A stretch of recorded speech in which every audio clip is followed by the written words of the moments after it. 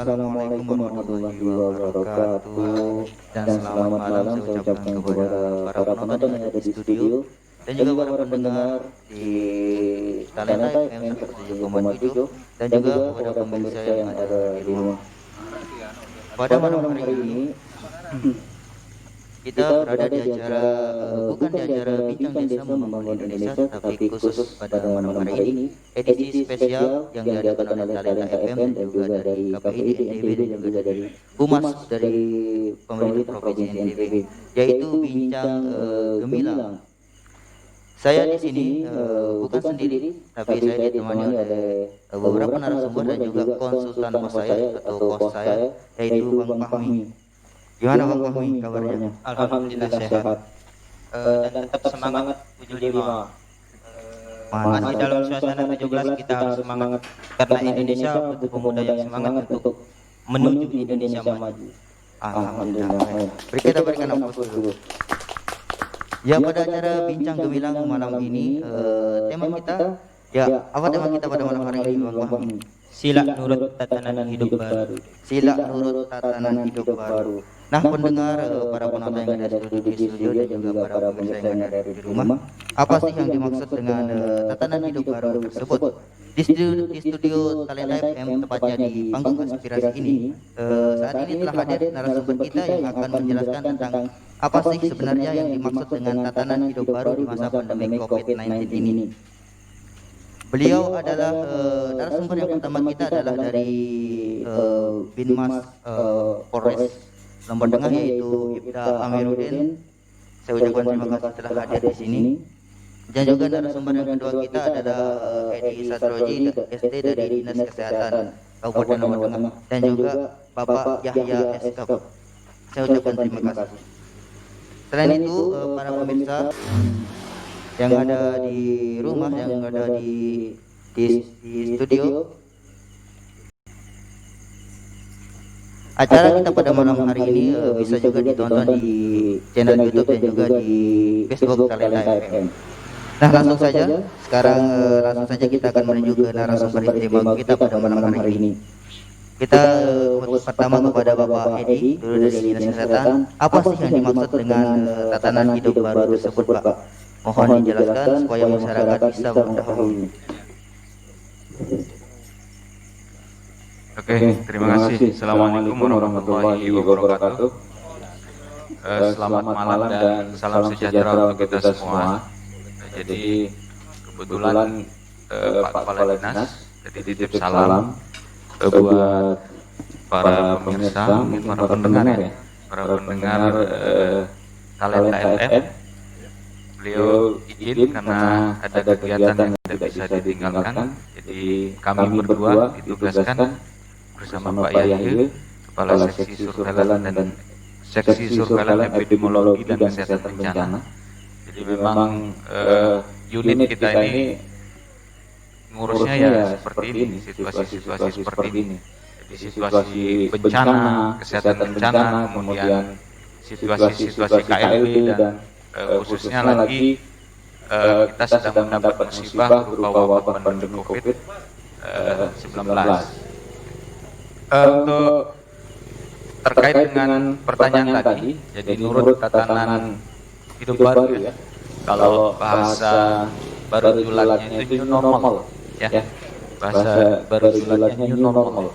Jadi tatanan hidup baru. Jadi sebenarnya itu situasi yang kalau saya katakan sih situasi yang sebenarnya berat untuk dihadapi oleh negara kita, khususnya di Indonesia. Begitu juga dengan daerah kita. Kenapa? Karena memang ada pilihan gitu. Ada pilihan pemerintah kita antara pandemi atau ekonomi. Jadi mau tidak mau pemerintah harus juga memikirkan tentang bagaimana keberlangsungan di tengah pandemi ini, tapi situasi ekonomi juga bergerak, kemudian situasi sosial budaya masyarakat juga akan tetap bergerak, akan tetapi dengan situasi yang lebih khusus.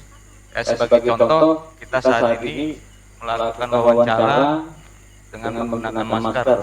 Ya, itu saya rasa itu salah satu contoh bagaimana kita menghadapi situasi normal tapi baru masa pandemi COVID-19. Mungkin dari saya itu dulu terkait dengan pertanyaan itu. Mungkin nanti kita akan diskusikan lebih lanjut lagi. Ya. Dalam new normal ini ya Pak, tapi tadi sudah dikatakan bahwa kita berangsur-angsur kembali ke kehidupan normal. Tapi yang saya dengar dengan mengikuti protokol kesehatan. Nah, mungkin bisa dijelaskan protokol kesehatan itu yang seperti apa, yang benar itu seperti apa? Kalau protokol kesehatan, tentunya kita beranjak kepada wabah kita sendiri. Pandemi COVID ini sendiri kan penularannya itu yang sudah sebagaimana mungkin masyarakat juga secara umum sudah tahu bahwa ini penularan murni terjadi dengan droplet. Artinya seseorang yang ada virus di dalam tubuhnya, virus COVID-19, kemudian dia mungkin batuk atau bersin. Nah, itu yang berpotensi untuk bisa menularkan virus itu kepada orang lain. Nah, terakhir ada situasi yang berkembang bahwa virus ini mampu bertahan sampai dengan 8 jam di udara. Jadi memang tentunya kalau secara detail maka bisa dikatakan virus ini tentunya masih dalam tahap penelitian semua ya, baik dari WHO, Kementerian Kesehatan dan para ahli yang ada di sana. Jadi tentunya situasinya sangat dinamis. Sebagai satu contoh misalnya petunjuk teknis untuk bagaimana kita melakukan pengendalian terhadap virus ini berkembang terus.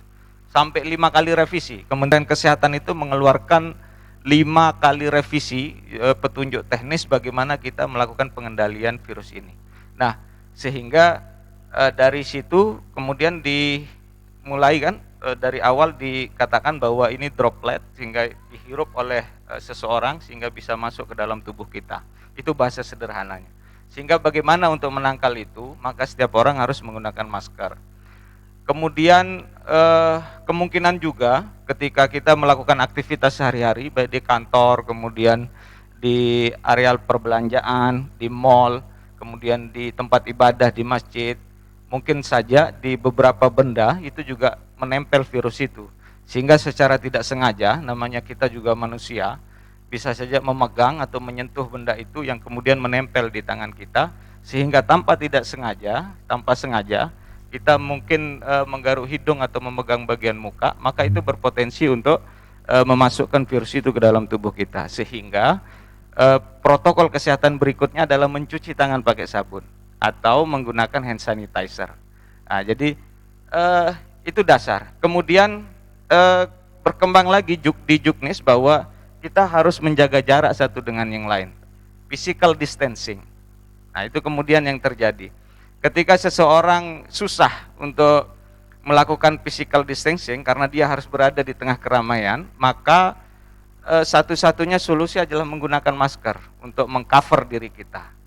Ketika kita berada di tengah kerumunan, sehingga nanti mungkin lebih ditegaskan lagi sama dari kepolisian bahwa memang ada aturan-aturan tertentu untuk melakukan kegiatan-kegiatan yang mencegah keramaian di tengah masyarakat.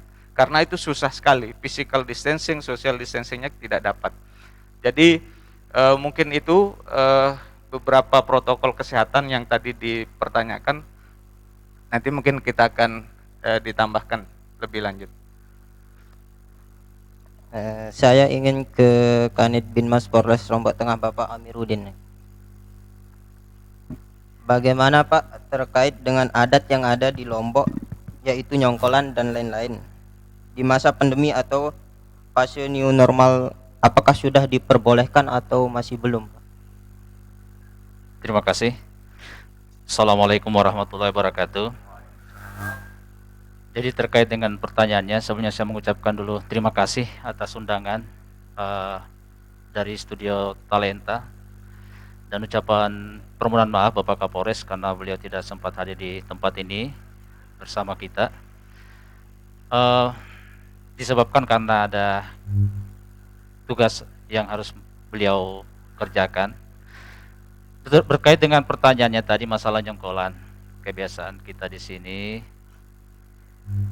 dilihat dari sisi adat, ya mungkin ya bukan sesuatu hal yang baru lagi yang harus kita lakukan. Hanya saja satu hal yang perlu diperhatikan, yaitu kalaupun mau nyongkolan, mungkin ya alangkah lebih baiknya melapor dulu, ya melapor ke pihak apakah ke kepala dusun, kepala desa, kemudian menyampaikan kepada pihak aparat, dan kemungkinan besar nanti kalau memang itu bisa terselenggara akan dikawal oleh kepolisian. Akan tetapi tidak terlepas dari aturan yang ada, yaitu kita harus mendisiplinkan juga masyarakat terkait masalah protokol kesehatan. Ini tidak bisa kita menyepelekan, karena dikhawatirkan jangan sampai dengan adanya nyongkolan ini bisa menambah kasus penyebaran virus corona tersebut. Kemudian kami dari pihak kepolisian juga menghimbau, karena ini masih dalam suasana bisa dikatakan masih rawan penyebaran virus tersebut, alangkah lebih baiknya kalau bisa kegiatan adat istiadat seperti nyongkolan ini sementara mungkin bisa dipending dulu, ya dipending dulu. Tetapi kalaupun itu tidak bisa, alangkah lebih baiknya tetap dikoordinasikan, dan pihak penyelenggara juga harus bertanggung jawab, ya harus bertanggung jawab bagaimana supaya penerapan protokol kesehatan itu bisa dilaksanakan. Jangan sampai membuat resah masyarakat yang lain. Nah, ini dampaknya sangat perlu kita perhatikan bersama. Jangan sampai gara-gara nyongkolan akhirnya terjadi konflik satu sama lain. Dan dimohon juga pengertian kepada masyarakat yang melaksanakan kegiatan nyongkolan tuh bisa menerima, ya. Bisa menerima apabila nanti suatu ketika ada masyarakat atau mungkin dari laporan masyarakat itu sendiri yang memberikan atau memberitahukan kepada pihak kepolisian kalau memang bisa dihentikan, ya barangkali bisa sementara waktu dihentikan dulu. Ya mungkin itu sekedar penjelasan dari kami. Terima kasih. Ya Pak Amiruddin, ya. Tadi kan sempat dikatakan bahwa salah satu dari peran dari kepolisian dalam fase new normal ini adalah untuk mendisiplinkan masyarakat. Ya, dalam mendisiplinkan masyarakat ini apakah dengan penegakan hukum atau dengan memberikan edukasi tentang bahaya dari COVID-19 ini kepada masyarakat? Terima kasih. Jadi tentunya kita akan memberikan dulu edukasi dulu. Kita memberikan sosialisasi kepada masyarakat, tidak serta-merta harus melaksanakan penegakan hukum juga. Karena dengan memberikan pemahaman kepada masyarakat berupa itu himbauan atau mungkin juga semacam teguran yang bersifat humanis, ya mudah-mudahan masyarakat kita bisa memahami dan mengerti. Karena ada 3 masyarakat kita yang saat ini yang perlu kita berikan semacam perhatian. Yang pertama mungkin ada yang belum paham, yang harus kita berikan pemahaman. Terus yang kedua ada yang belum ada yang lupa, yang perlu kita ingatkan, dan mungkin juga ada yang menyepelekan dan harus kita berikan penyadaran pada mereka, sehingga kita mengedepankan edukasi dan teguran secara humanis sebelum melakukan penegakan hukum itu sendiri. Ya, terima kasih Pak. Sekarang saya mau ke Pak Yahya sendiri. Bagaimana perkembangan COVID-19 ini yang ada di Provinsi NTB, khususnya di Kabupaten Lombok Tengah sendiri, Pak? Baik, terima kasih. Assalamualaikum warahmatullahi wabarakatuh. Selamat malam dan salam sejahtera. Semangat selalu. Semoga COVID-19 segera berakhir menjadi pandemi atau dari tanah air kita khususnya. Terima kasih yang kedua kalinya kepada Ketua dan Pimpinan Redaksi FM Talenta, ya. Jadi sebagaimana disampaikan oleh rekan saya tadi, Mas Edi, jadi yang penting di sini sebelum disampaikan nanti masalah perkembangan atau data yang ada atau jumlah penyebaran daripada COVID-19 khususnya di Lombok Tengah. Jadi dalam hal ini mungkin untuk penyebaran ini tentunya kita sangat diharapkan untuk kerjasama. Jadi tidak bisa pemerintah saja, namun masyarakat sangat diharapkan seperti itu. Dan yang kedua, memang apapun kegiatan kita sebenarnya namanya sudah masyarakat dan kita sudah paham, ya. Kurang lebih 6-7 bulan memang katakanlah diam di rumah, stay at home gitu kan. Oleh karena itu ada rasa bosan. Jadi dan beberapa kegiatan yang mestinya memang harus dilaksanakan, namun tetap ditekankan bahwa protokol daripada COVID itu memang harus kita laksanakan dengan sebaik-baiknya. Jadi sangat sederhana sebenarnya, ya, seperti yang disampaikan tadi. Yang pertama adalah selalu memakai masker, kemudian selalu mencuci tangan atau lebih sering, kemudian jaga jarak minimal 2 meter. Saya kira di tempat umum, di tempat-tempat yang bisa penyebarannya lebih cepat, karena penyebaran daripada COVID-19 sangat cepat, tentunya kita harus tegakkan itu protokol daripada COVID, termasuk nyongkelan yang disampaikan oleh Bapak dari Polres tadi.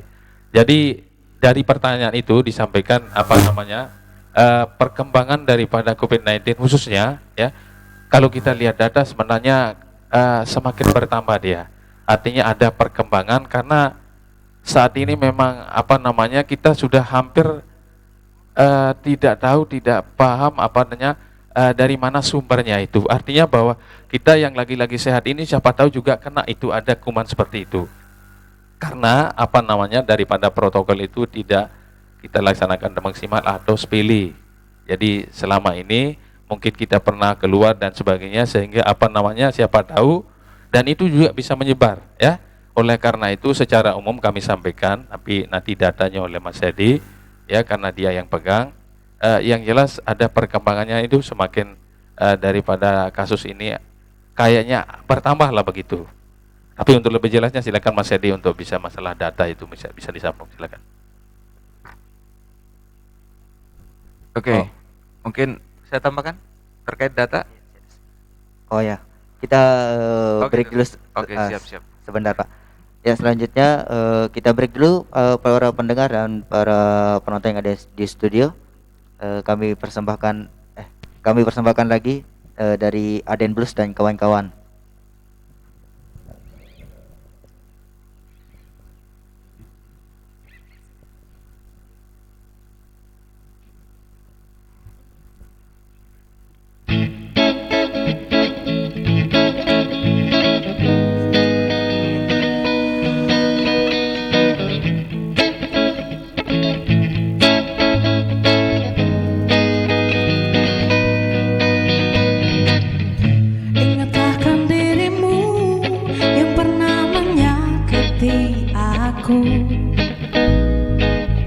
Kau kecewakan aku, tapi ku maafkan salahmu. Hey, kini berganti kisah, ku menyakiti dirimu. Tapi apa yang terjadi? Kau meninggalkanku.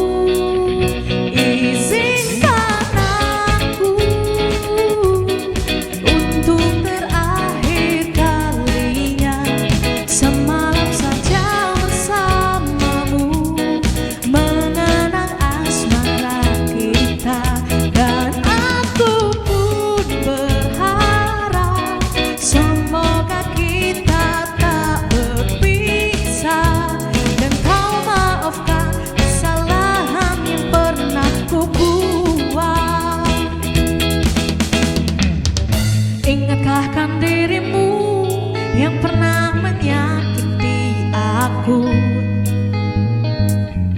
Kau kecewakan aku, tapi ku maafkan salahmu.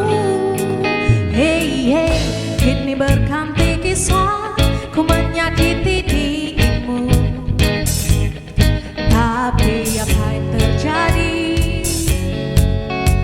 Kau meninggalkanku.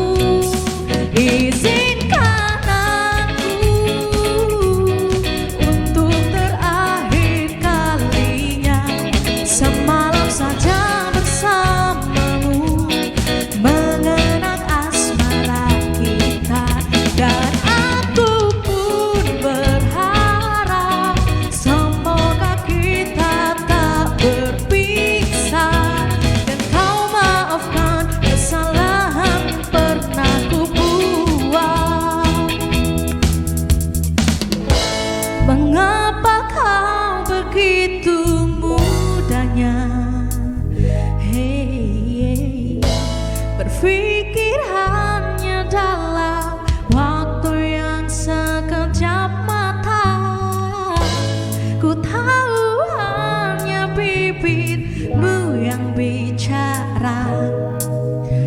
Tapi hati kecilmu masih mencintaiku. Izinkan aku untuk terakhir kalinya semalam saja bersamamu, mengenang asmara kita. Dan aku pun berharap semoga kita tak berpisah, dan kau maafkan kesalahan yang pernah ku buat. Izinkan aku untuk terakhir kalinya semalam saja bersamamu, mengenang asmara kita. Dan aku pun berharap semoga kita tak berpisah, dan kau maafkan kesalahan yang pernah ku buat. Kau maafkan kesalahan yang pernah ku buat. Ya baik pemirsa, para pendengar dan para penonton yang ada di studio, kembali lagi di acara Bincang Gemilang yang disponsori oleh Wiri Studio Musik, Aden Blues Band, dan juga Sultan Wedding Organizer dan juga KD Kelabang. Dan juga acara ini didukung oleh KPID NTB dan juga Humas Pemprov NTB, dan juga dari pemerintah Kabupaten Lombok Tengah, Polresta Lombok Tengah, dan juga Dinas Kesehatan Lombok Tengah. Ya baik, ke Bapak Pak Dr. Reddy, ya, terkait dengan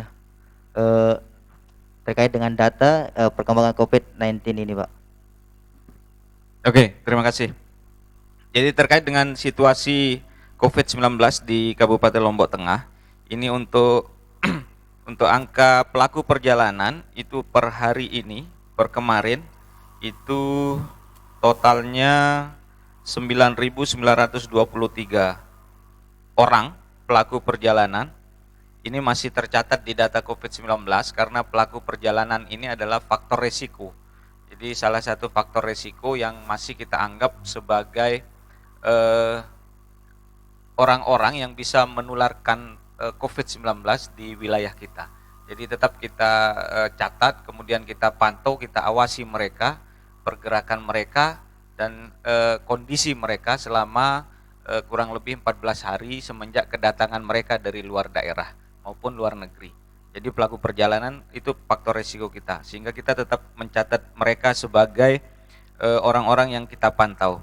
Kemudian kontak erat. Kalau kontak erat ini pemahamannya adalah orang-orang yang pernah melakukan kontak dengan orang-orang yang positif COVID-19. Jadi totalnya untuk kontak erat kita 2.232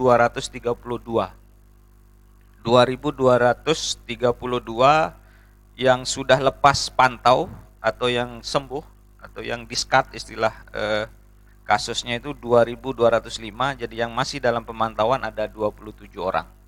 Kemudian kontak erat ini masih sangat mungkin pelaku perjalanan bersama kontak erat itu masih sangat mungkin naik statusnya menjadi suspek atau orang yang diduga kuat itu mengarah kepada COVID-19.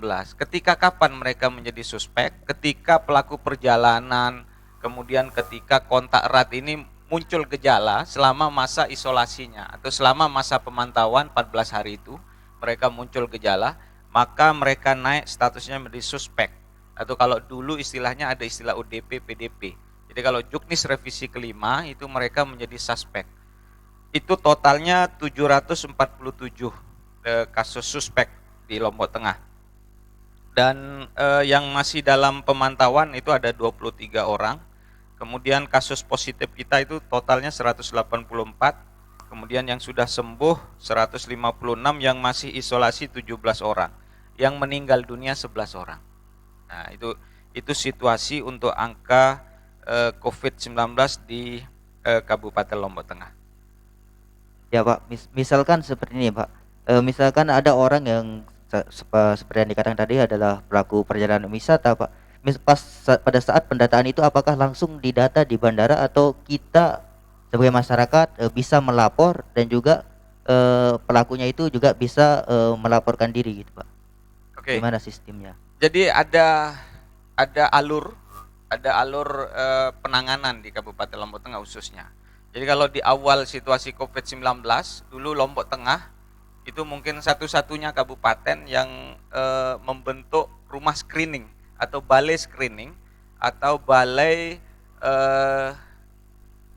karantina lah untuk men-screening awal untuk para pelaku perjalanan ini. Kalau dulu istilahnya PPTG, jadi pelaku perjalanan tanpa gejala. Jadi setiap orang yang landing di bandara, orang Lombok Tengah landing di bandara maupun di dermaga Lembar itu harus masuk dulu ke balai screening ini atau di rumah Mutiara yang di depan BIL ya. Harus lewat situ dulu. Kemudian mereka tercatat di situ, mereka dilakukan screening di situ, melihat situasi, diobservasi, dilakukan istilahnya kalau di kita di bahasa medisnya adalah screening awal COVID-19. Jadi itu ada form khusus yang harus mereka isi. Kemudian para pelaku perjalanan ini menerima lembar kesediaan untuk isolasi mandiri dan surat pernyataan sudah dilakukan screening sehingga mereka bisa kembali ke rumah masing-masing. Misalnya dalam masa screening itu kemudian ditemukan ada yang bergejala, kemungkinan juga kita akan isolasi sementara di balai screening itu di RMI itu selama sehari atau 2 hari sambil melihat sambil memantau perkembangan pasiennya seperti apa. Kemudian di rumahnya mereka harus menjalani isolasi itu di awal dulu. Kemudian berkembangnya waktu ini kan situasi kalau saya katakan tidak terkendali sih terkendali, akan tetapi situasinya menjadi rata semua, menjadi zona merah semua waktu itu. Sehingga kita menilai bahwa akan sangat berat sekali kita untuk tetap menjaga melakukan screening di awal. Sehingga screening itu kemudian dilakukan tidak lagi dilakukan terpusat, tapi tetap dilakukan screening atau pemantauan oleh tim kami, tim surveillance atau tim TRC kesehatan yang ada di puskesmas. Jadi nanti mereka akan bekerja sama dengan kepolisian, ada Babinsa, kemudian ada Babin Kaptipmas ya kalau kepolisian, kemudian tim kami juga bekerja sama dengan Babinsa dari TNI, kemudian mereka akan bekerja sama dengan Satgas di desa, Satgas di kecamatan, kemudian para kadus, para kader untuk mendapatkan informasi siapa saja warga mereka yang baru datang dari luar negeri atau luar daerah, sehingga tercatat dan terpantau semua untuk pelaku perjalanan itu.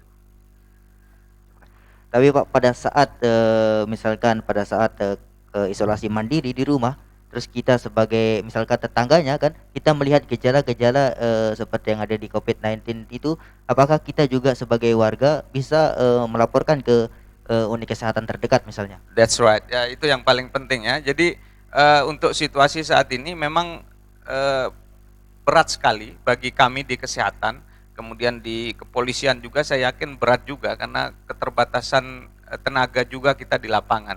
Jadi tentunya peran serta masyarakat, pemuda, kemudian ada juga kan di setiap desa kan ada pustu, ada polindes, bisa berkoordinasi, bisa berkomunikasi dengan tim kesehatan kami yang ada di desa. Jadi itu yang paling penting, bagaimana informasi itu tersampaikan. Ketika ada warga mereka yang mendapatkan gejala, kalau sampai dengan saat ini memang di Juknis itu tetap gejala utama dari COVID-19 adalah seperti flu, batuk, pilek, kemudian ada sesak. Akan tetapi di beberapa kasus itu tidak ujuk-ujuknya kemudian harus seperti itu. Ada beberapa gejala yang cukup bervariasi. Ditemukan beberapa kasus, di beberapa kasus ada yang diare, ada yang gangguan pencernaan, kemudian ada juga yang penyakit-penyakit lainnya. Yang terpenting adalah bagaimana masyarakat berperan aktif untuk memberikan informasi kepada tim kesehatan kami di lapangan, untuk bisa mendapatkan pemantauan langsung. Kalau informasi cepat, maka tim kami juga cepat akan melakukan pemantauan, pemeriksaan observasi terkait dengan kondisi yang bersangkutan. Mungkin itu yang paling penting. Ya, terima kasih. Saya ingin ketiga narasumber kita ingin mendengarkan penjelasan atau himbauan untuk ketiga narasumber kita terkait dengan kepercayaan masyarakat. Saya lihat kepercayaan masyarakat sudah menurun terhadap penyebaran penyebaran virus COVID-19 ini. Mungkin penjelasan dari Bapak Yahya dulu.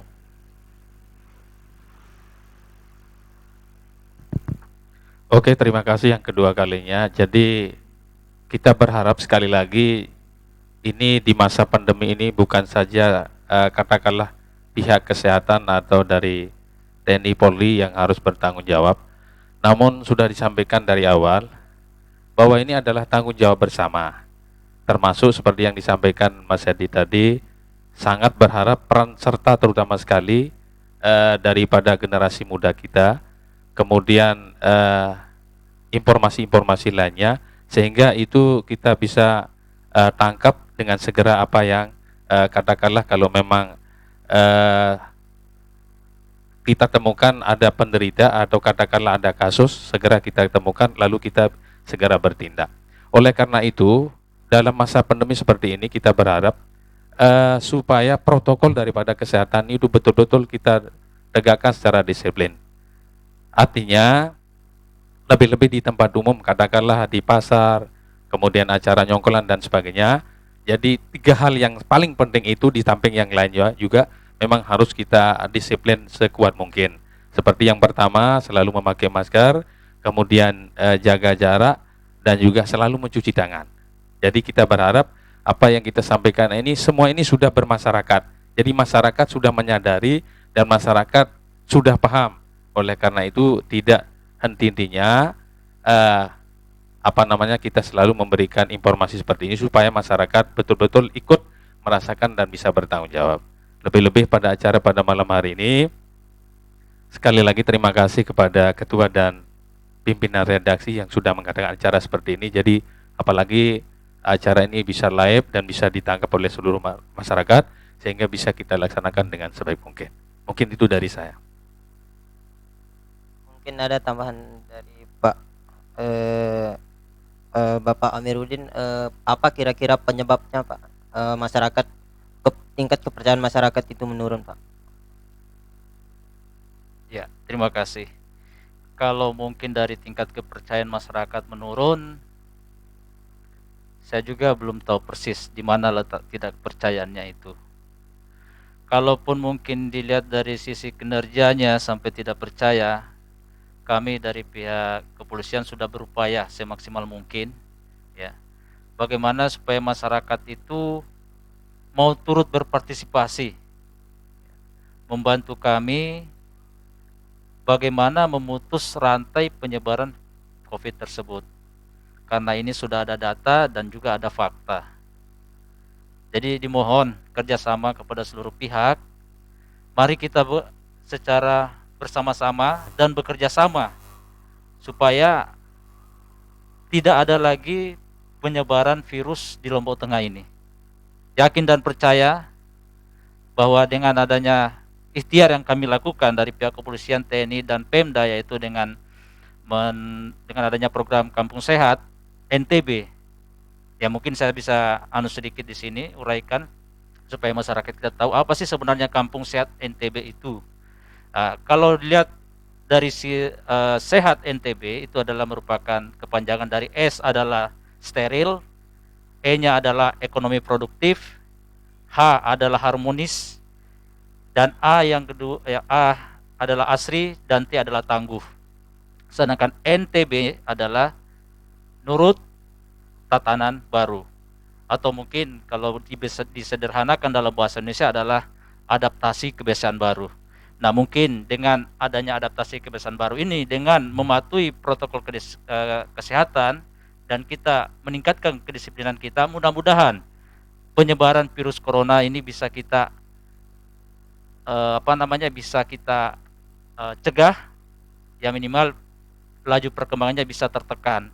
Kalau memang biasanya perharinya seandainya bisa dikatakan jumlahnya per kasusnya itu ada 2, mungkin bisa kita tekan perlahan-lahan bisa sedikit, dan kalau kemungkinan besar kita upayakan bagaimana supaya tidak ada penyebaran kasus corona di Lombok Tengah. Demikian. Oke, saya tambahkan mungkin. Jadi terkait tingkat kepercayaan masyarakat yang memang kalau saya sih 50-50 ya. Jadi 50% masyarakat kita percaya, 50% tidak percaya. Andil media sosial ini luar biasa saya rasa. Jadi banyak sekali pemberitaan-pemberitaan yang mungkin juga berpengaruh terhadap pola pikir masyarakat terkait dengan COVID-19. Tapi saya mau sampaikan bahwa yakinlah bahwa COVID-19 ini masih ada. Dan buktinya memang ada banyak sekali isu yang menerpa terutama kami di kesehatan. Ini tugas yang sangat berat ketika ada masyarakat yang mulai tidak mempercayai adanya COVID-19. Itu tentunya juga akan berpengaruh besar terhadap tema malam ini, yaitu nurut tatanan baru. Ketika kepercayaan masyarakat sudah mulai melemah terhadap COVID-19. Tapi saya mau meyakinkan masyarakat juga mungkin kegiatan-kegiatan seperti ini juga sangat positif untuk memberikan pemahaman, informasi kepada masyarakat bahwa COVID-19 itu masih ada dan datanya real, faktanya ada. Angka kematian kita sudah mulai meningkat. Kalau tadi Pak Yahya sampaikan angka kumulatif udah pasti naik, tapi memang tren kasusnya cenderung menurun memang. Tapi kalau secara kumulatif itu tentunya akan meningkat terus karena kasus akan tetap ada. Kemudian tadi peran media sosial tentunya ini juga tantangan kita di kesehatan. Tapi tentunya peran media juga seperti Talenta FM untuk terus menyuarakan tentang protokol kesehatan itu juga penting di masyarakat. Mungkin Iya, itu. baik. Saya setuju tadi tentang peran media ini memang sangat krusial gitu ya, Pak. Terus tapi dalam pemberitaan-pemberitaan itu tidak bisa dipungkiri bahwa ada beberapa yang hoax gitu, bisa dikatakan berita bohong gitu. Kalau misalnya ditemukan adanya berita bohong yang bisa membuat pola pikir dari masyarakat itu berubah sendiri, kira-kira dari pihak kepolisian apa yang dilakukan, Pak? Ya, mungkin bisa kita bercermin dari kasus kalau tidak salah musisi ya, Anji ya, Enji ya, Jering ya. Ah, yang terkait masalah ini juga apa ya, Anji ya, masalah herbal itu ya sudah ada obatnya gitu ya. Jadi mungkin dengan eh, yang menganggap apa sehingga masyarakat juga merasa ini benar apa tidak.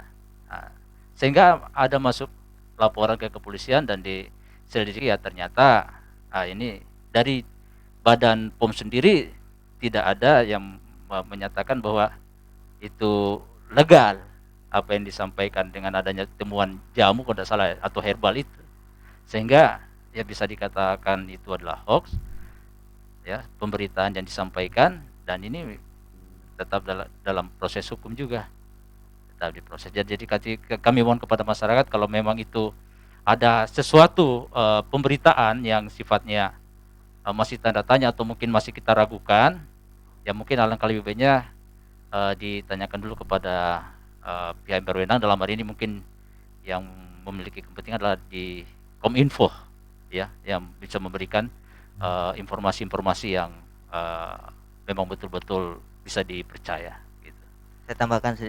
Saya mau tambahkan pertanyaan saya sedikit, Pak. Terkait dengan tadi seperti kasus-kasus yang tadi Bapak sebutkan, misalkan kan itu sempat menjadi viral gitu, Pak kan. Tapi dalam proses hukum itu tersendiri, misalkan kan seperti hoax itu sudah melanggar undang-undang ITE gitu, Pak. Tapi kalau misalkan masyarakat tidak ada yang melapor gitu, Kak, apakah langsung bisa ditindak tanpa ada yang melapor atau gimana proses hukumnya, Pak? Ya. Jadi kalau menggunakan undang-undang ITE, kami dari pihak kepolisian juga kan ada istilahnya patroli. Ya, jadi dengan menggunakan sarana yang ada, nanti mungkin bisa sering didengar juga kadang-kadang tanpa disadari masyarakat kita, kok ada polisi yang jemput. Ternyata melalui dengan media yang ada sudah menyebarkan kalimat-kalimat yang membuat resah masyarakat. Jadi dengan adanya laporan, walaupun tidak ada laporan, tetap polisi melaksanakan patroli dengan adanya running test ya, yang digunakan itu biasanya diperhatikan di sana, dan akan ketahuan siapa yang punya nomor yang menyebarkan hoax tersebut. Demikian. Ya, terima kasih. Ya, para pendengar, kita break terlebih dahulu. Kita akan mendengarkan sebuah lagu dari Aden Blues Band dan kawan-kawan.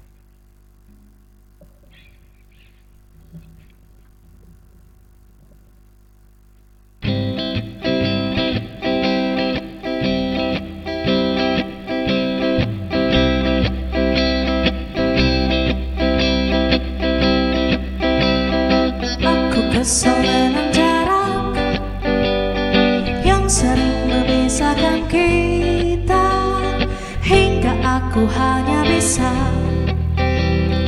berbincang denganmu di WhatsApp. Aku kesal dengan waktu yang tak pernah berhenti bergerak, barang sejenak agar ku bisa menikmati tawamu. Ingin ku berdiri di sebelahmu, menggenggam erat jari-jarimu, mendengarkan lagu Sheila on Seven seperti waktu itu saat kau di sisiku. Dan tunggulah aku di sana, memecahkan celengan rinduku, berboncengan denganmu, mengelilingi kota, menikmati surya perlahan menghilang, hingga kejamnya waktu menarik paksa kau dari pelukku. Lalu kita kembali menabung rasa rindu, saling mengirim doa sampai nanti sayangku. Jangan matikan HP-mu, kau tahu aku benci khawatir saat kau tak mengabari. Aku tak suka bertanya-tanya, ingin ku bakar dia yang sering mention-mentionan denganmu di Twitter. Namun kau selalu meyakinkanku untuk tumbuh dan percaya, bukan rasa curiga. Dan tunggulah aku di sana, memecahkan celengan rinduku, berboncengan denganmu, mengelilingi kota, menikmati surya perlahan menghilang, hingga kejamnya waktu menarik paksa kau dari pelukku. Lalu kita kembali menabung rasa rindu, saling mengirim doa sampai nanti sayangku.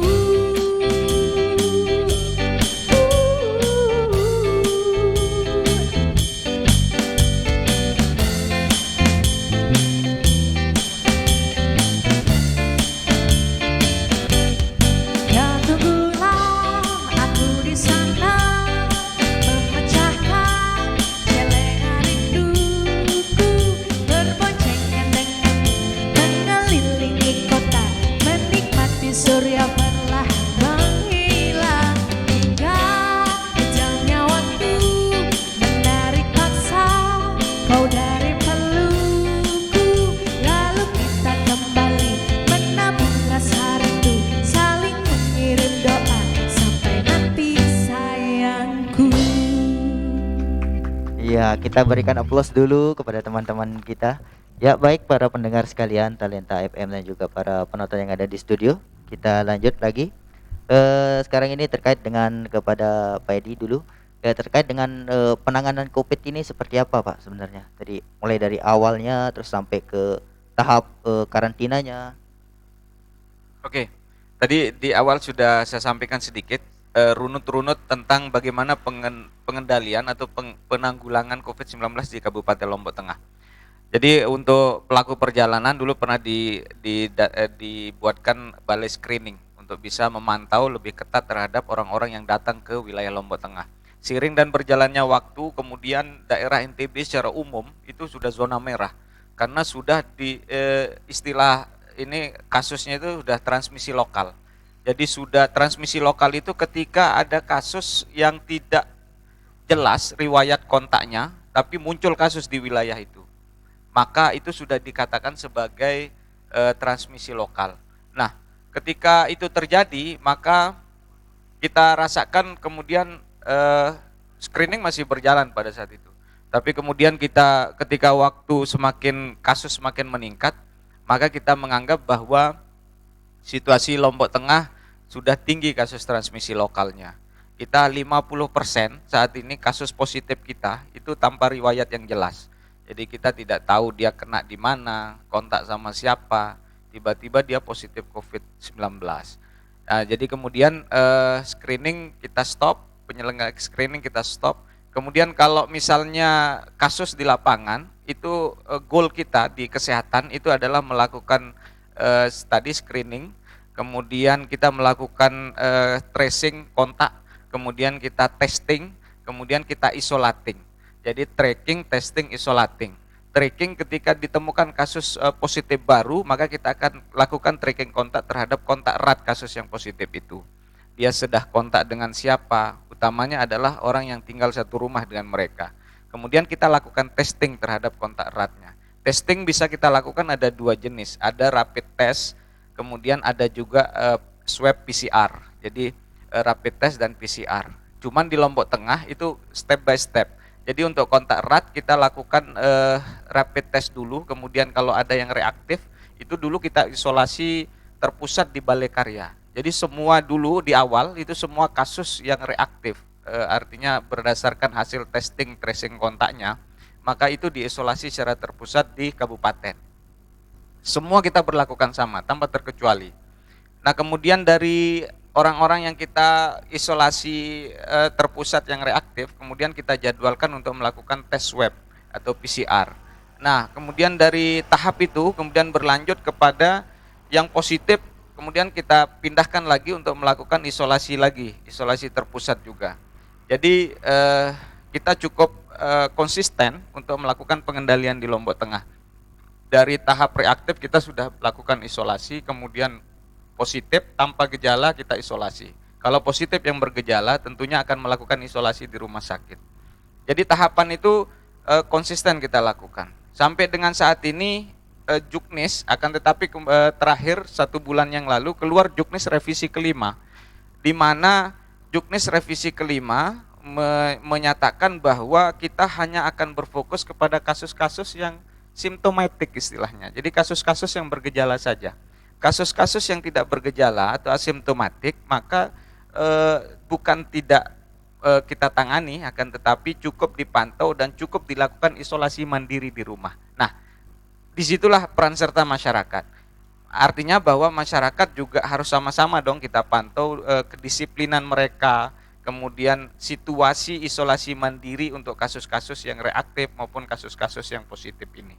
Itu penting untuk sama-sama kita saling mengingatkan oleh masyarakat. Dan tapi seperti yang dikatakan Bapak tadi, ada rapid test dan ada PCR swab. Nah, yang saya dengar itu apakah benar bahwa rapid test itu 2 kali baru kita di swab gitu Pak? Ya, kalau di Juknis memang iya. Jadi rapid test itu kan ada 2 rapid test sebenarnya. Jadi tes cepat COVID-19 itu ada 2 jenis. Ada rapid test antibody, di mana dia mendeteksi antibody seseorang terhadap COVID-19.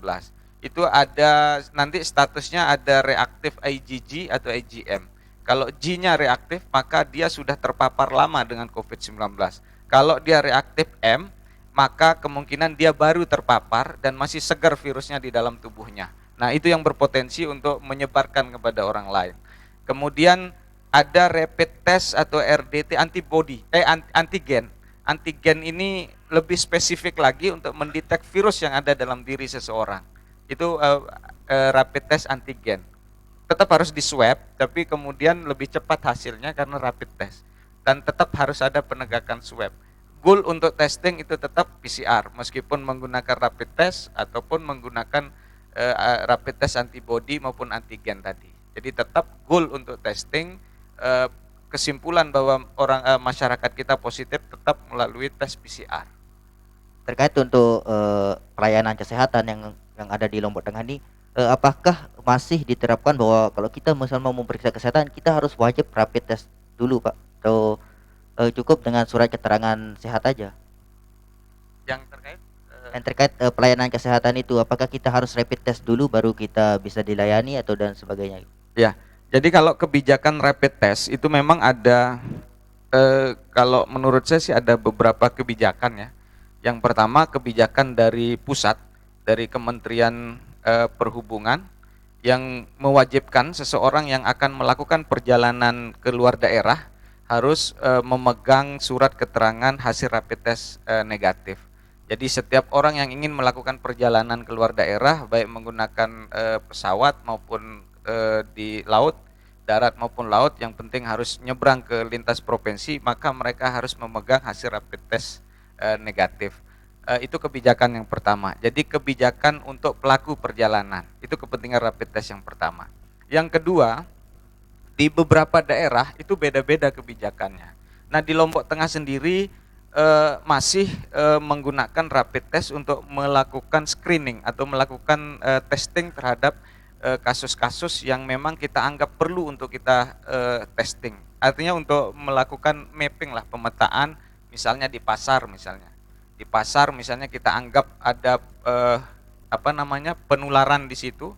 Sebagai satu contoh, misalnya hari Sabtu besok akan dilakukan screening di Pasar Semparu. Nah, itu salah satu contoh. Jadi Lombok Tengah masih menggunakan rapid test itu sebagai bahan untuk menemukan adanya klaster baru, komunitas baru penyebaran COVID-19.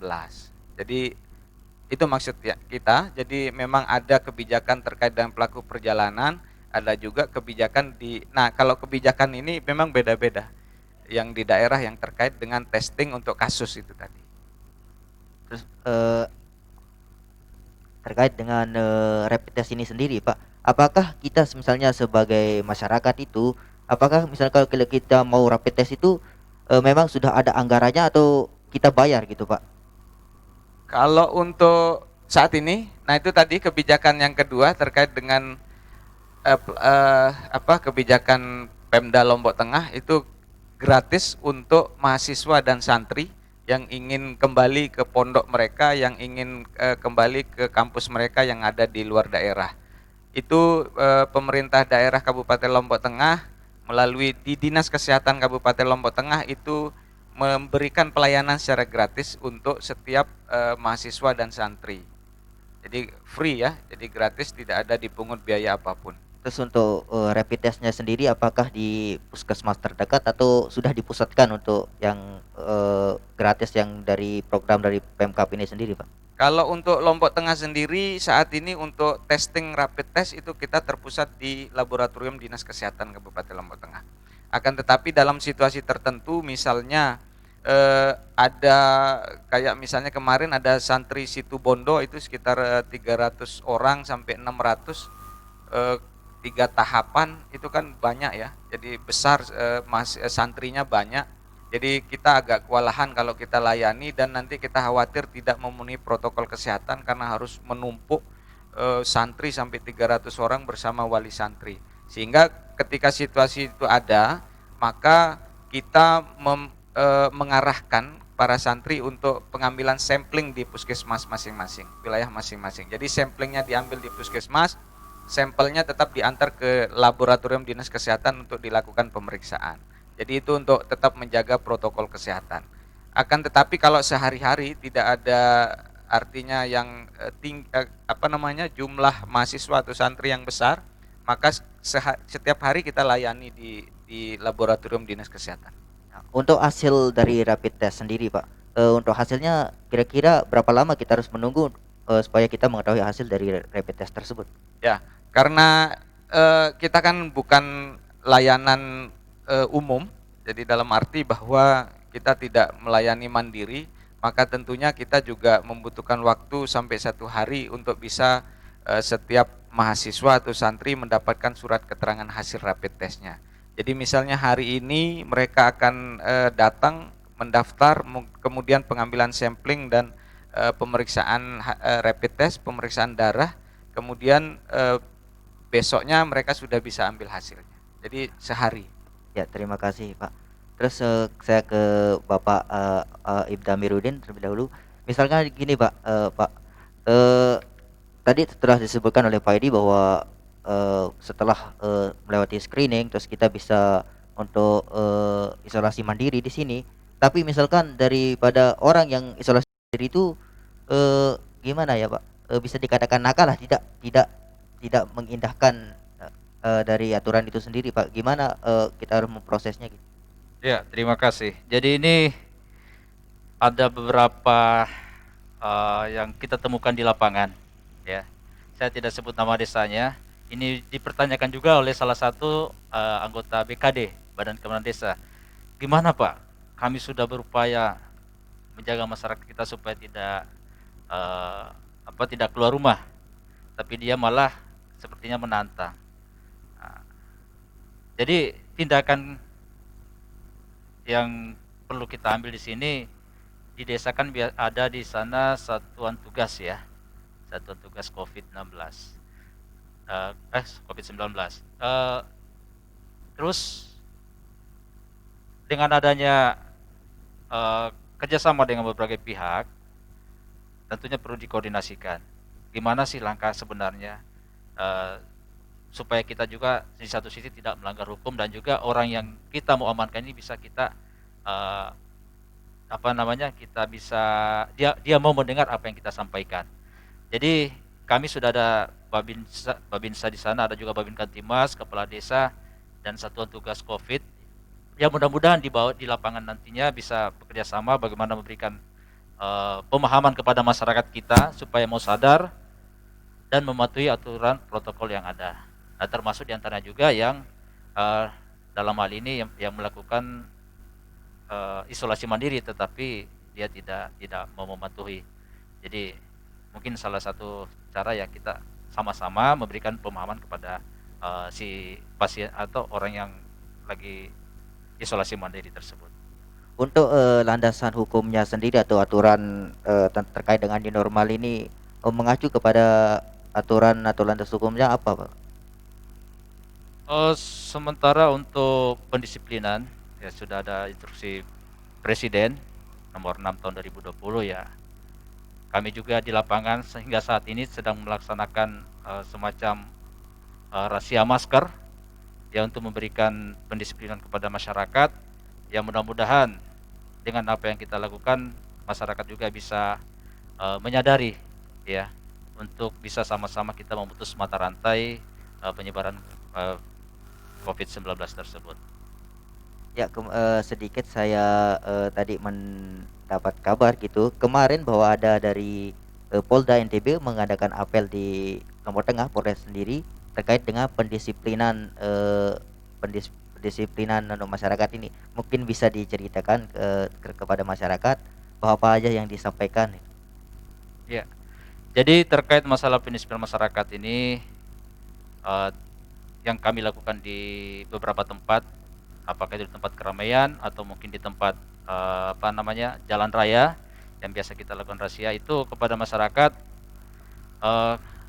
khususnya kepada anak-anak kita, remaja kita yang mungkin apakah mereka lupa atau mungkin dia sengaja atau mungkin masih kurang pemahaman. Jadi kita memberikan edukasi kepada masyarakat kita, kemudian kita melakukan teguran tetapi yang sifatnya humanis supaya jangan ada permasalahan yang tidak kita inginkan lagi. Kemudian di satu sisi juga kita setelah memberikan pemahaman kepada mereka, kita juga melakukan semacam memberikan masker supaya mereka bisa sadar. Dan tak lepas itu juga ini semua kita lakukan dengan secara terpadu, kita gabungan dengan pihak TNI, dengan Pol PP dan Dinas Perhubungan. Ya. Pak, terkait aturan tidak menggunakan masker, apakah ada sanksinya?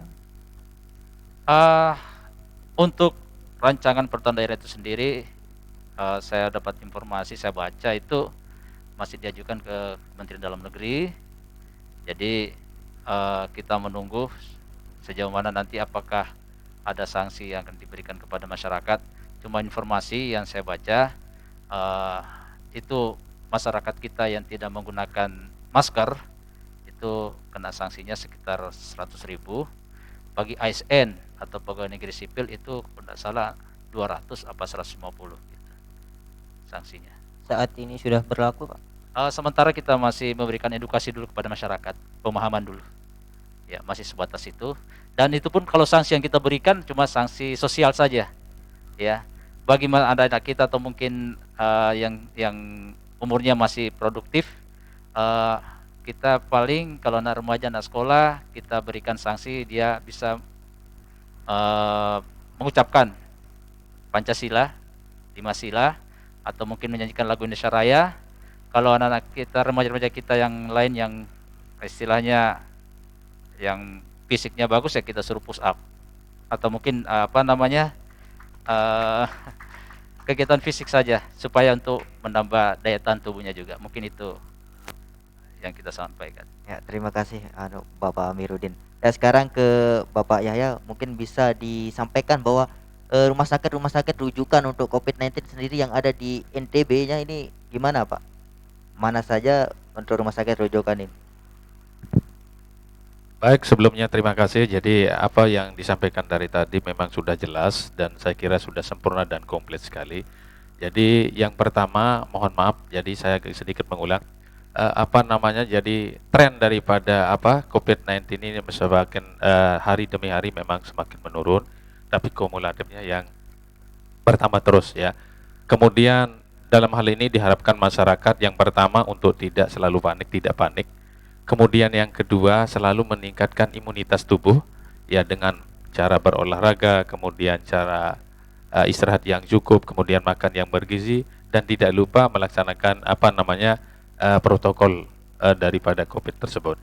Nah, masalah rujukan, jadi untuk sementara rumah sakit provinsi kita di Mataram, jadi itu adalah rumah sakit rujukan buat COVID-19 yang ada di Provinsi Nusa Tenggara Barat. Mungkin bisa Ya, untuk Pak Edi selanjutnya. Memang satu-satunya rumah sakit rujukan kita hanya rumah sakit provinsi NTB. Kemudian kalau rumah sakit yang lain itu kalau ini diistilahkan sebagai rumah sakit darurat mereka.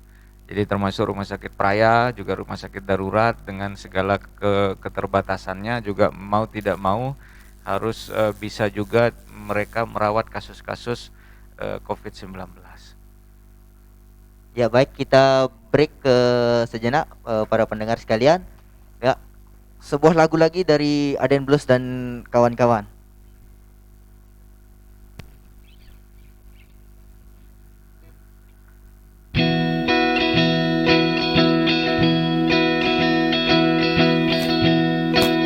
Cik, satu dua, cik.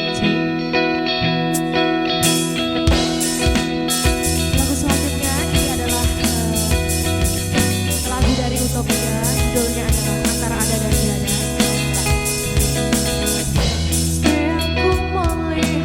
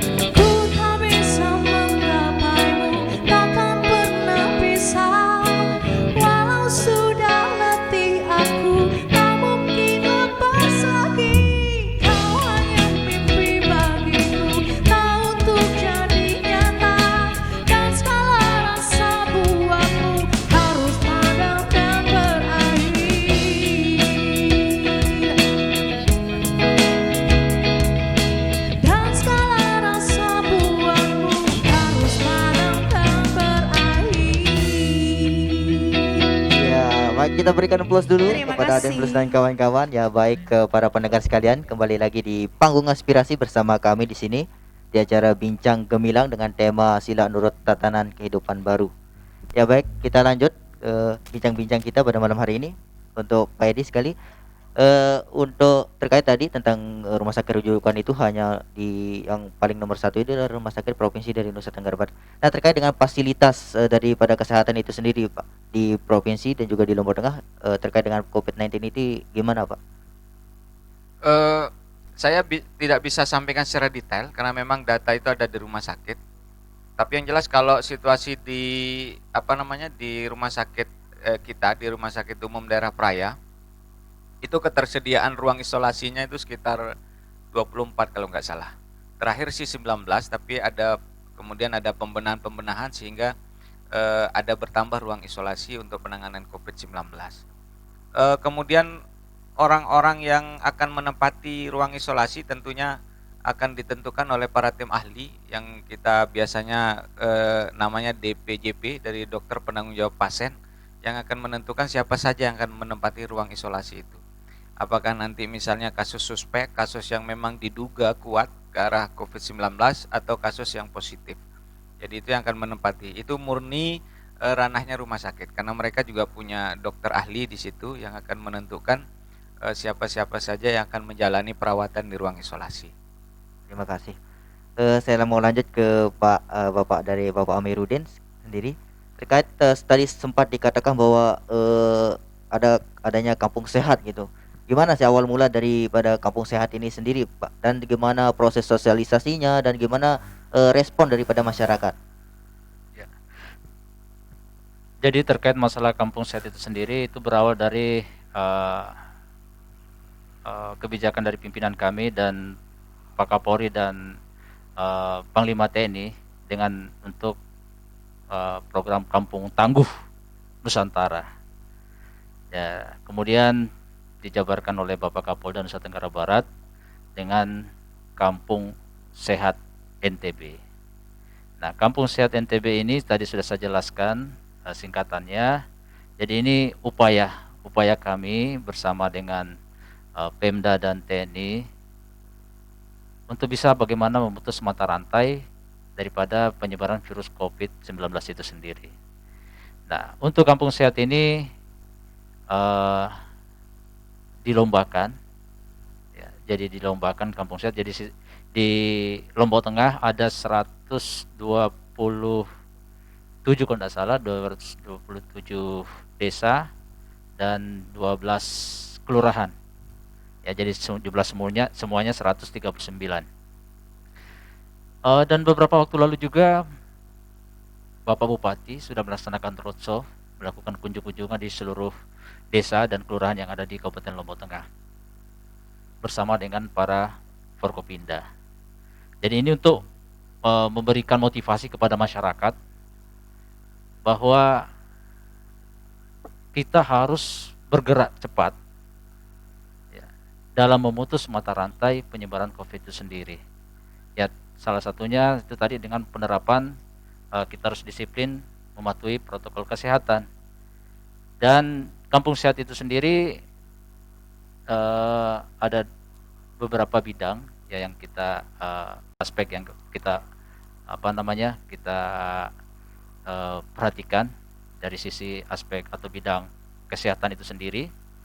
Kemudian aspek ekonomi produktifnya, kemudian aspek bidang keamanan dan bidang inovasi kreatifnya.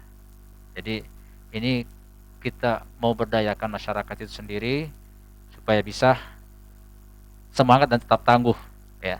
Jadi kalaupun kita dalam kondisi COVID-19 ini yang dulu sempat aktivitas kita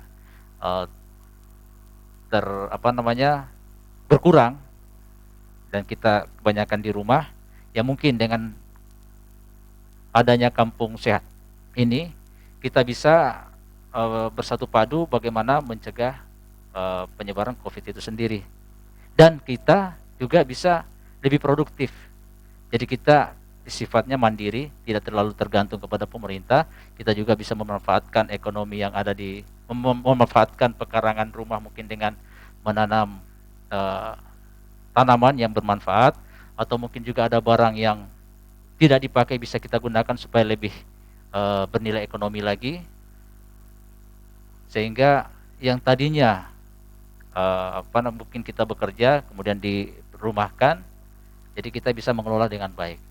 Jadi kita tidak berdiam sampai dengan menunggu pemerintah ada bantuan, tetapi kita lebih produktif lagi bagaimana supaya kita bisa menambah ekonomi kita.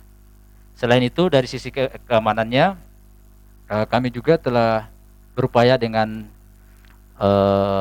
Badan Keamanan Desa untuk bisa menjaga, meningkatkan poskamling. Kemudian apabila ada permasalahan di masyarakat untuk segera dilaporkan, kita tangani bersama secara cepat agar tidak melebar menjadi konflik yang lebih besar lagi. Kemudian yaitu tadi masalah informasi dan inovasi dan kreativitas ini masyarakat kami sangat butuhkan sekali. Tentunya juga adanya kerjasama dengan instansi pemerintah yang bisa memberikan bimbingan kepada masyarakat supaya bisa lebih produktif lagi dan bisa menjadi tangguh. Untuk kampung sehat ini sudah sampai tahap apa, Pak? Apakah sudah selesai atau masih dalam tahap penilaian dan sebagainya? Ya, jadi sementara yang baru telah selesai dilaksanakan itu penilaian dari tingkat kecamatan, ya. Kecamatan sudah menilai, nanti sebentar lagi tingkat kabupaten. Jadi kebetulan tim penilainya juga ya dari akademisi, dari instansi yang seperti TNI Polri juga dilibatkan di sana, dari Pemda juga. Berarti banyak item-item yang dinilai tidak hanya tadi dari kesehatan saja. Iya. Terus di lapangan sendiri, Pak, bagaimana kelihatan antusias dari masyarakat dengan adanya kampung sehat ini, Pak? Alhamdulillah. Jadi setelah kami melihat beberapa desa sudah ada perubahan, yang tadinya kumuh sudah mulai kelihatan asri, ya. Yang tadinya mungkin tidak kelihatan ada tanaman, sekarang sudah pada bekerja semua. Yang tadinya mungkin catnya pagar kayak kelihatan kumuh sekali kita masuk, sekarang sudah kelihatan kayak grafiti ya istilahnya ya. Nah, itu dilukis di sini, jadi remaja-remaja kita atau mungkin pelukis-pelukis yang ada di desa juga tersalurkan, ya. Dia punya istilahnya punya hobi, bakat, ya, termasuk salah satunya di sini juga. Saya sangat, tadi waktu saya pertama datang kelihatan biasa-biasa saja, tetapi setelah mengikuti acara ini luar biasa sekali, talenta betul apa yang dikatakan dengan talenta itu sendiri. Jadi misalnya bakat masyarakat khususnya Barejulat ini, saya tidak berpikir sejauh ini sebenarnya. Kok bisa ada yang begini di kampung ya? Ya, luar biasa sekali. Kalau seandainya bisa dianu sama kota, malah di sini kalau dilihat walaupun sepi tetapi hidup. Walaupun di kota itu mungkin ramai tapi kelihatan mati. Ya mungkin inilah barangkali salah satu juga efek daripada kampung sehat barangkali ya. Sehingga masyarakat kita lebih produktif lagi di sini. Demikian, terima kasih. Iya, sehat hati dan juga sehat jiwa, sehat jiwa dan juga sehat raga kita. Dan untuk masih pada Bapak Amiruddin, apa program-program dari kepolisian sendiri setelah kita bisa dikatakan bahwa kampus sehat ini sangat sukses? Apa ke depan program-program yang mungkin akan dilakukan lagi oleh dari kepolisian? Iya, jadi kami masih tetap dalam proses ya. Jadi dalam kampung sehat ini hingga tahun 2020 nanti akhir, karena ini juga akan tetap dilombakan. Sempat juga ada beberapa pemuda ya menanyakan kepada kami, Pak, ini jangan cuma sekedar simbol aja, tetapi setelah ini semuanya lusuh lagi, tidak ada peningkatan malah penurunan. Nah, saya sempat diskusi dengan beberapa kepala desa bahwa kami melaksanakan kegiatan ini akan tetap terus berlanjut, Pak. Program ini akan kita lanjutkan terus, dan tiap-tiap lingkungan itu akan semacam melakukan berkompetisi, ya, berkompetisi. Tiap lingkungan atau tiap dusun itu akan tetap dilombakan, kemudian dari dusun ke tingkat ke desa, desa tingkat kecamatan, dan ini akan diumumkan berakhirnya nanti di akhir tahun katanya. Jadi program-program ini juga yang kita tetap kita sinergikan dengan masyarakat. Program Kampung Sehat sangat sukses. Dan tapi tidak lupa pula kita ada pelayanan di kepolisian. Nah, pada saat pandemi dan pada saat untuk memasuki fase new normal ini, untuk pelayanan di kepolisian sendiri itu gimana Pak? Misalnya membuat SIM atau SKCK itu apakah sekarang ini pada saat new normal ini sudah bisa kita lakukan secara langsung, atau mungkin ada program bahwa kita bisa melalui online gitu Pak? Ya, untuk pelayanan itu sendiri sudah berjalan seperti biasa, hanya saja harus mematuhi protokol kesehatan yang ada. Ya, jadi itu tadi saya katakan kita sudah beradaptasi kebiasaan baru, jadi sudah berjalan seperti biasa. Hanya itu kita jalani protokol kesehatannya. Ya, terima kasih. Dan yang terakhir ya, bisa kita sampaikan dulu ke Bapak Pak Edi, kalau kita keluar rumah itu dan masih banyak masyarakat yang belum mengetahui apa yang bisa kita siapkan atau apa yang bisa kita lakukan pada saat kita keluar rumah dan pada saat kita pulang ke rumah untuk mencegah daripada tertularnya COVID-19 ini, Pak. Oke, jadi sebenarnya kembali lagi kalau berbicara COVID-19, penularan COVID-19, maka tetap kembali kepada personal hygiene. Jadi bagaimana kita mampu menjaga, ingat terhadap situasi kita ketika keluar rumah, kita nanti mau kemana, kita akan berinteraksi dengan siapa, akan bagaimana di tempat itu, tentunya itu harus kita persiapkan dari awal. Sebagai satu contoh misalnya, ada yang ingin ke kantor misalnya. Kantor sekarang Lombok Tengah masih WFH ya, masih work from home, jadi masih sistem masih sistem piket, jadi pagi siang. Jadi tidak semua personil atau karyawan ASN itu masuk dalam satu waktu yang sama.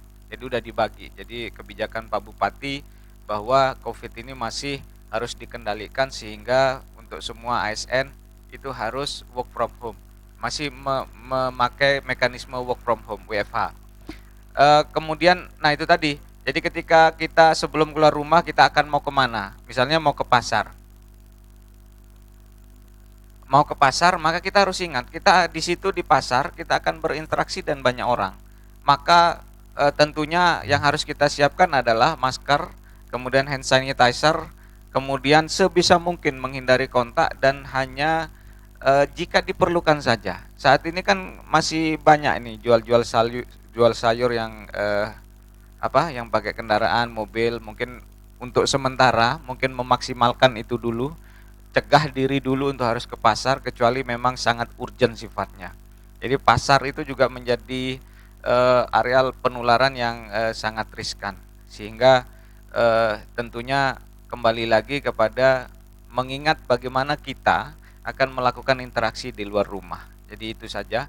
Misal ke kantor juga harus tetap, kadang kita di kantor ketika karena menganggap bahwa kantor itu adalah areal kita, teman-teman kita, maka kita biasa sama teman-teman, kita makan bareng tanpa menggunakan masker, itu potensi penularan yang sangat luar biasa. Jadi dengan siapapun atau bagaimanapun tentunya protokol kesehatan harus tetap dijaga secara disiplin. Mungkin itu Mas. Dan untuk misalnya masker dan juga hand sanitizer ini sangat banyak jenisnya sekarang Pak. Banyak merek dan juga kita tidak tahu mana yang baik, mana yang lebih baik. Itu mungkin ada tips-tips yang bisa diberikan untuk memilih mana masker yang bagus dan juga hand sanitizer yang bagus.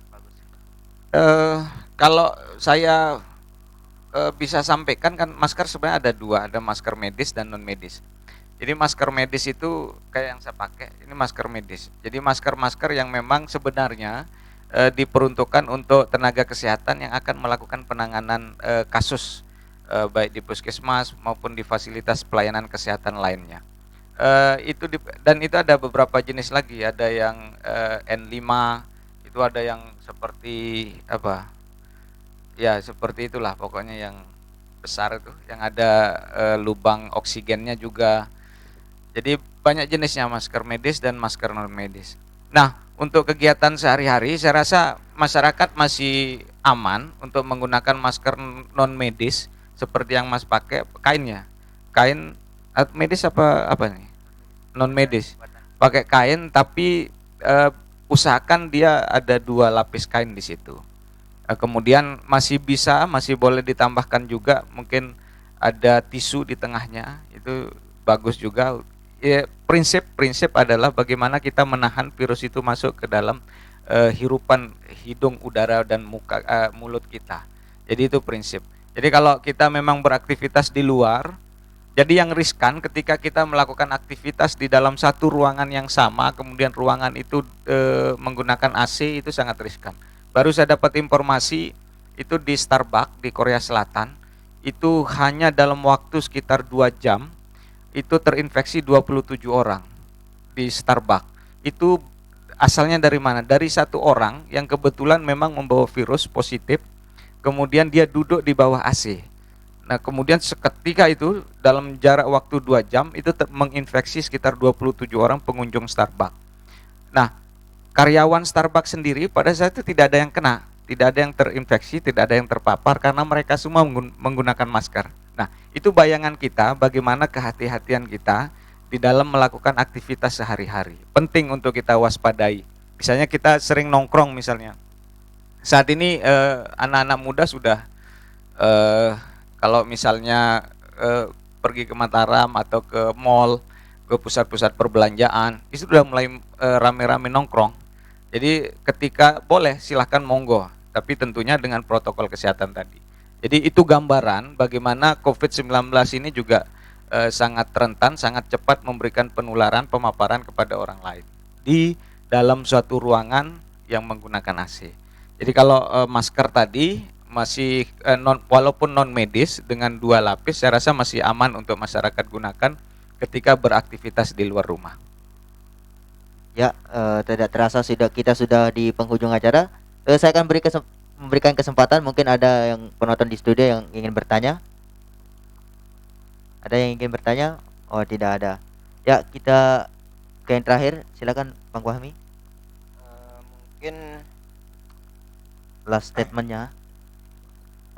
mungkin kan di tema kita pada malam hari ini nurut tatanan hidup baru. Jadinya bagaimana bedanya sebelumnya new normal dan setelah new normal ini, bagaimana tatanan baru tersebut?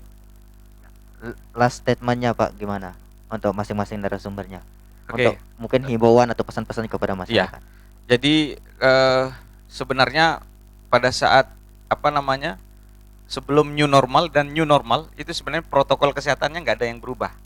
Jadi itu harus dipahami bahwa setiap orang harus menggunakan masker, kemudian harus sering-sering mencuci tangan pakai sabun, kemudian harus selalu menjaga jarak satu dengan yang lain, menghindari kumpulan. Itu sebenarnya protokol yang sudah lama.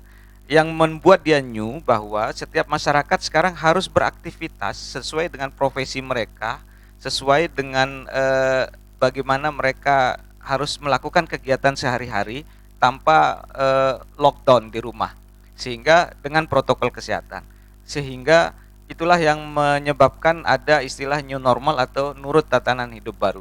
Nah, kalau saya pribadi, satu-satunya upaya terbaik kita untuk bisa melakukan pengendalian COVID-19 dimanapun saya rasa, termasuk khususnya di Kabupaten Lombok Tengah, maka protokol kesehatan itu wajib untuk ditegakkan. Ketika seseorang terkonfirmasi COVID-19 positif misalnya, sebenarnya secara hukum itu sudah melekat hukum kesehatan di situ terhadap orang itu. Apa ya, hukum karantina tadi sebenarnya. Akan tetapi kan kemudian penting untuk terus menegakkan kedisiplinan, karena tadi masyarakat sekarang kan banyak kasus yang tanpa gejala. Jadi karena mereka merasa tidak ada gejala, saya sehat, akan tetapi kan mereka masih ada virus COVID di dalam tubuhnya, sehingga dia harus menjalani isolasi atau karantina mandiri di rumahnya. Nah, itu yang menjadi tantangan terpenting. Maka untuk masyarakat dimanapun, khususnya di Kabupaten Lombok Tengah, Sila. Jadi kita sama-sama berjuang untuk menghadapi COVID-19, untuk melakukan pengendalian, karena kesehatan sendiri juga tidak mungkin, kemudian kepolisian, TNI juga akan sangat berat, sehingga kesadaran masyarakat, kedisiplinan masyarakat di dalam penegakan protokol kesehatan itu adalah satu-satunya upaya terbaik kita untuk bisa sama-sama kita kendalikan COVID-19. Selanjutnya ke Bapak Amiruddin, silakan. Mungkin himbauan atau pesan-pesannya kepada masyarakat. Ya, terima kasih. Saya sempat di lampu merah ditegur sama masyarakat. Padahal waktu itu saya pakai masker. Hanya saja karena ada teman bicara, jadi maskernya agak turun ke bawah karena terhalang oleh hidung. Jadi tidak jelas ngomongnya sama teman yang di belakang. Alhamdulillah masyarakat yang menegur tersebut dia pakai masker dan ngasih tahu kepada kami, Pak, tolong dipasang maskernya di hidung, Pak, dengan tepat, jangan cuma ditaruh di dagu. Wah, ini saya lihat berarti masyarakat kita sudah mulai ada kesadarannya. Jangankan sesama mereka, petugas pun diberikan masukan. Ya. Jadi alhamdulillah, jadi mudah-mudahan ini bisa dipertahankan, kalau bisa ditingkatkan dan bisa disebarkan kepada masyarakat lainnya. Jadi kita memberikan pemahaman kepada mereka supaya tetap disiplin protokol kesehatan, dan mari kita sama-sama bekerja. Saya ulangi, mari kita sama-sama bekerja, mari kita sama-sama bergerak dan bekerja sama dalam dalam menanggulangi penyebaran virus corona tersebut. Mungkin aja sekedar statement saya, Closing statement. ya mungkin juga ya sudah masuk ya belum ya? Ya. Sudah ya. Sudah. Jadi alhamdulillah, jadi sebelum new normal atau adaptasi kebiasaan baru, mungkin masyarakat kita masih agak sedikit panik ya. Tetapi setelah dengan masuknya adaptasi baru ini, malah kita juga sebagai aparat diingatkan. Nah, ini hal-hal masukan yang sangat-sangat baik sekali untuk kita sama-sama ya memberikan pengertian, dan kita juga sama-sama saling mengerti satu sama lain. Ya. Terima kasih. Mungkin ada tambahan? Kami Oke, persilakan. saya kira apa yang disampaikan tadi sudah sangat lengkap sekali lagi. Jadi saat ini memang sudah berjalan 6-7 bulan kondisi atau pandemi ini. Oleh karena itu kami berpesan yang terakhir, jadi kepada seluruh masyarakat, khususnya mungkin yang langsung mendengar acara ini, dan juga kepada kita semua, bisa kita sampaikan tidak henti-hentinya apa yang menjadi informasi pada malam hari, karena ini sangat positif. Jadi yang pertama, masyarakat itu jangan panik. Kemudian yang kedua, tingkatkanlah imunitas yang tinggi. Jadi dengan cara olahraga, dengan cara makan yang bergizi, istirahat yang cukup, dan jangan lupa ya protokol daripada COVID-19. Dan yang terakhir ya, jangan lupa kerja sama kita semua. Karena bagaimanapun ini adalah merupakan tanggung jawab kita semua, bukan satu sektor, bukan satu dinas dan sebagainya. Tapi pemerintah bersama seluruh masyarakat, mari kita lawan sama-sama supaya COVID-19 segera berakhir. Oke, terima kasih. Salam sehat selalu, kemudian semangat terus, COVID-19 segera berakhir. Terima kasih. Wassalamualaikum warahmatullahi wabarakatuh. Ya, terima kasih terima kasih kepada ketiga narasumber yang sudah meluangkan waktunya untuk hadir di acara kita pada malam hari ini. Ya, baiklah para pendengar dan para penonton yang di studio, acara Bincang Gemilang dengan tema Sila Nurut Tatanan Baru sudah berakhir. Dan acara ini sekali lagi saya katakan bahwa acara ini dipersembahkan oleh Talenta FM dan didukung oleh pemerintahan Provinsi Nusa Tenggara Barat dan juga Polres Lombok Tengah dan Dinas Kesehatan Lombok Tengah, dan juga disponsori oleh Sultan Wedding Organizer, Wiri Studio Musik, dan juga Kedai Kelabang. Sekian yang bisa kami sampaikan, kurang lebihnya mohon dimaafkan. Wassalamualaikum warahmatullahi wabarakatuh.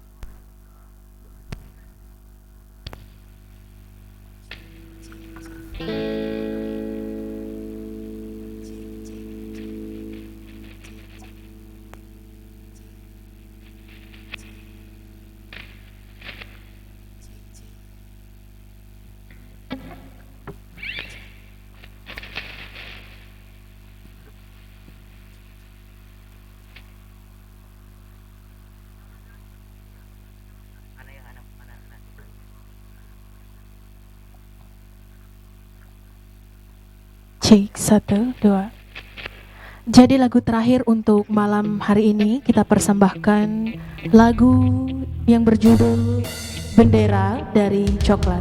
Dan untuk semua hadirin yang ada di sini yang hafal lagunya, kita nyanyi bareng-bareng.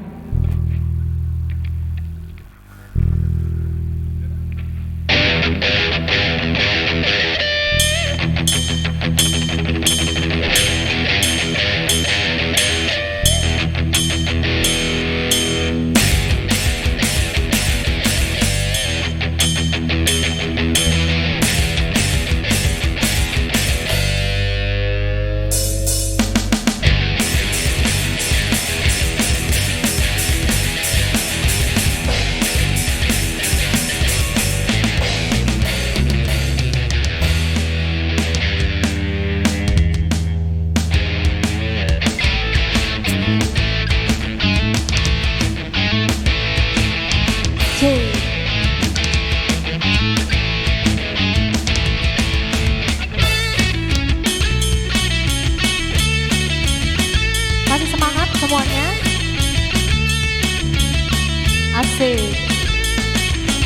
Biar saja ku tak sehebat matahari, tapi selalu ku coba tuh menghangatkanmu.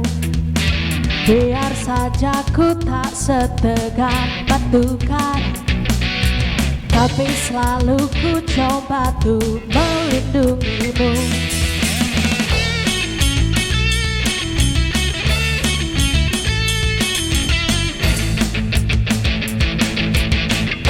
Semuanya nyanyi dong. Tapi selalu ku coba tuh mengharumkanmu. Biar saja ku tak seelok langit sore, tapi selalu ku coba tuh mengindahkanmu.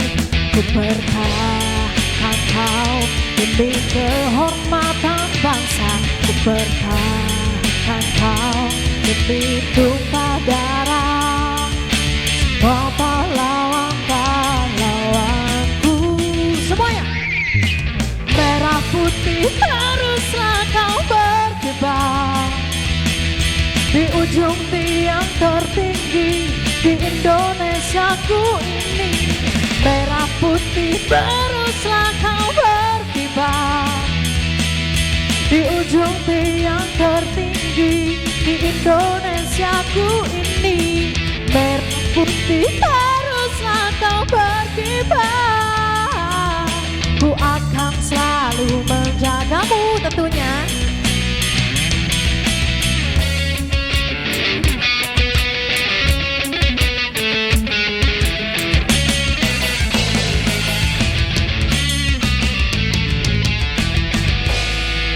Oke. Mana jogetnya? Joget dulu kita, tangannya di atas karena masih suasana 17 Agustus. Oke. Tapi selalu ku coba tuh mengharumkanmu. Biar saja ku tak seelok langit sore, tapi selalu ku coba tuh mengindahkanmu. Ku pertahankan kau demi kehormatan bangsa. Ku pertahankan kau demi tumpah darah. Semua pahlawan-pahlawanku semua. Merah putih teruslah kau berkibar di ujung tiang tertinggi di Indonesiaku ini. Merah putih teruslah kau berkibar di ujung tiang tertinggi di Indonesiaku ini. Semua merah putih. Ku akan selalu menjagamu.